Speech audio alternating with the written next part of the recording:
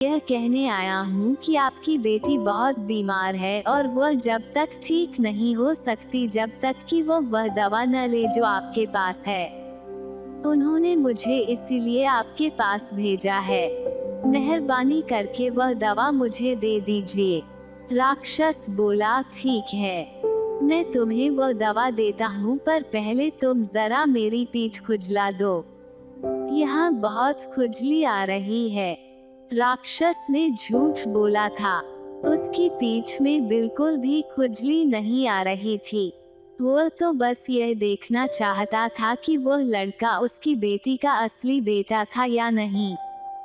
फकीर के बताए अनुसार उसने राक्षस की पीठ बहुत जोर से खुजला दी। जब लड़के ने राक्षस की पीठ में अपने नाखून गड़ाए जैसे कि वो उसकी पीठ खुरच देना चाहता हो, तभी राक्षस ने उसे रोक दिया। ठीक है, ठीक है, और दवा देकर उसे वापस भेज दिया। महल पहुंचकर उसने वह दवा राजा को दे दी। राजा उसको अपनी रानी के पास लेकर गया। उसने उसको लिया और बताया कि वह अब पहले से बेहतर थी। राजा उस लड़के से अब और भी ज्यादा खुश था। बदले में उसने उसको कई भेंटें दी और उसको और भी कई चीजें दी। नीच रानी की अब समझ में ही नहीं आ रहा था कि वह ऐसे लड़के के साथ क्या करे। वह तो मादा चीते से भी बचकर आ गया था, उसके पिता से भी बचकर आ गया था। भगवान ही जानता है कि ऐसा कैसे हुआ, पर अब वो उसका क्या करे। आखिर उसने उसको अपनी एक बूढ़ी दादी के पास भेजने का प्लान बनाया जो उसी जंगल में उसके पिता के घर के पास ही रहती थी। उसको पूरा भरोसा था कि इस बार वह जिंदा वापस नहीं आ पाएगा। सो उसने राजा को बुलाया और उससे कहा कि मेरे घर में मेरी एक बहुत ही कीमती कंघी है, मुझे वह चाहिए। मेहरबानी करके उस लड़के को मेरी वो कंघी लाने भेज दो। जब वह जाने के लिए तैयार हो तो मुझे बता देना, मैं उसको अपनी दादी के नाम चिट्ठी दे दूंगी। राजा ने उसकी बात मान ली और लड़का उससे उसकी दादी के नाम चिट्ठी लेकर चल दिया।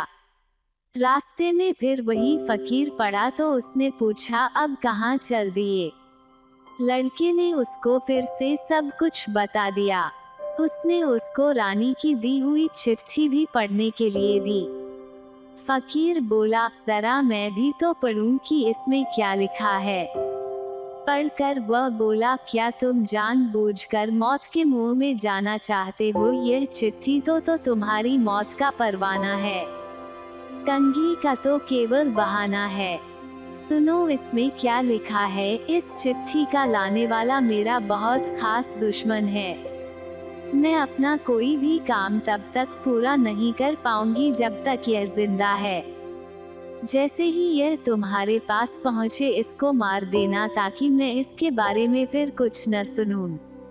जैसे ही लड़के ने यह शब्द सुने वह तो डर के मारे थर थर कांपने लगा, पर वह राजा को दिया हुआ अपना वायदा नहीं तोड़ सकता था। उसने यह पक्का इरादा कर लिया था कि वह राजा का काम पूरा करेगा, चाहे उसकी जान खतरे में ही क्यों ना हो। सो फकीर ने वह चिट्ठी तो फाड़ कर फेंक दी और एक दूसरी चिट्ठी इस तरह लिखी, यह मेरा बेटा है। जब यह तुम्हारे पास पहुंचे तो इसका खास ख्याल रखना और इसको बहुत प्यार से रखना। यह लिखकर उसने यह चिट्ठी लड़के को दी और कहा कि वो उसको नानी कहकर पुकारे और उससे बिल्कुल डरे नहीं। लड़के ने वह चिट्ठी ली और जंगल की तरफ चल दिया। राक्षसी के घर पहुंचकर उसने जैसा कि फकीर ने उसे सलाह दी थी राक्षसी को नानी कहकर पुकारा और फकीर की लिखी हुई चिट्ठी उसको थमा दी। चिट्ठी पढ़कर उसने लड़के को गले लगाया और अपनी बेटी और उसके शाही पति के बारे में काफी कुछ बातें पूछी। राक्षसी ने जितना अपनी तरफ से सोच सकती थी लड़के पर पूरा ध्यान दिया और उसकी सुख सुविधा का भी पूरा ख्याल रखा। जब वो वहां से चलने लगा तो उसने उसको बहुत सारी भेंटें दी। जिनमें से एक साबुन की शीशी थी जिसकी अगर एक बूंद भी जमीन पर गिर जाए तो वहां एक बहुत बड़ा पहाड़ खड़ा हो जाता था। एक शीशी भरकर सुइयां थी जिसकी अगर एक सुई नीचे गिर जाए तो एक बड़ी पहाड़ी खड़ी हो जाएगी जिस पर नुकीले कीले गड़ी होंगी। एक शीशी भरकर पानी था जिसमें से अगर पानी जमीन पर डाला जाए तो समुद्र बन सकता था। उसने उसको ये चीजें भी दिखाई और उनका मतलब भी समझाया। 7 बढ़िया किस्म के मुर्गे, एक चरखा, एक कबूतर, एक चिड़िया और एक दवा। उसने कहा, इन 7 मुर्गों में तुम्हारे 7 मामाओं की आत्मा है जो कुछ दिनों के लिए बाहर गए हुए हैं। जब तक ये 7 मुर्गे जिंदा हैं तब तक तुम्हारे मामा जिंदा हैं और उनको कोई नुकसान नहीं पहुंच सकता। इस चरखे में मेरी आत्मा बंद है। अगर ये टूटा तो मैं भी टूट जाऊंगी, यानी मैं मर जाऊंगी, नहीं तो मैं अमर हूँ। इस कबूतर में तुम्हारे नाना की जिंदगी बंद है और इस चिड़िया में तुम्हारी माँ की जिंदगी बंद है। यह कबूतर और यह चिड़िया जब तक कुशल मंगल है तुम्हारे नाना और माँ भी सकुशल हैं। और इस दवा को लगाने से एक अंधा भी देख सकता है। लड़के ने राक्षसी को जो कुछ उसने उसको दिया था और जो कुछ उसने उसको दिखाया था उस सब के लिए धन्यवाद दिया और सोने चला गया। सुबह को राक्षसी जब नदी पर नहाने गई, लड़के ने 7 मुर्गों और कबूतर को मारा और चरखे को जमीन पर मारकर तोड़ दिया। उसी समय राक्षसी, उसका पति और 7 बेटे मर गए।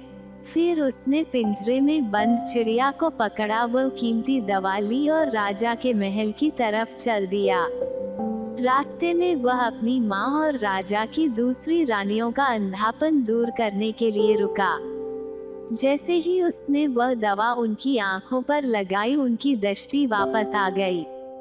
उसने उन सबको कुएं से बाहर निकाला। अब सब मिलकर राजा के महल की तरफ चले।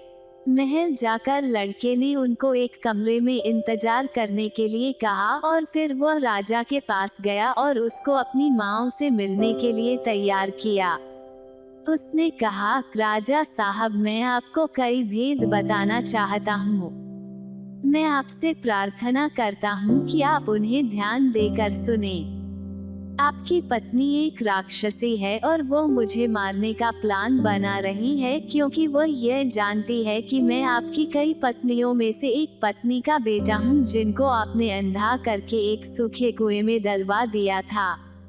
वो डरती है कि मैं एक दिन आपकी राजगद्दी का वारिस बन जाऊंगा, इसलिए वह चाहती है कि मैं जल्दी से जल्दी मर जाऊं। मैंने उसके पिता, माता और 7 भाइयों को मार दिया है और अब मैं उसको मारने वाला हूँ। उसकी जिंदगी इस चिड़िया में बंद है। कहकर उसने उस चिड़िया का गला घोंट दिया। रानी तुरंत ही मर गई। फिर वह राजा को अपने साथ ले गया और उसकी 7 रानियों को दिखाकर बोला, ये आपकी 7 असली रानियां हैं। आपके घर में आपके 7 बेटे पैदा हुए जिनमें से 6 बेटे खाने की कमी की वजह से मारकर खा लिए गए।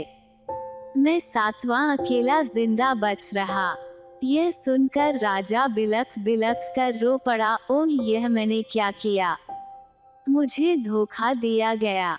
इसके बाद राजा ने अपने बेटे को राजा बना दिया, वह भी अपनी साबुन की सुइयों की और पानी की जादुई बोतलों के सहारे अपने राज्य से लगे हुए राज्यों को जीतने में सफल रहा। बूढ़ा राजा अपनी 7 पत्नियों के साथ शांतिपूर्ण जिंदगी बिताता रहा और आनंद करता रहा।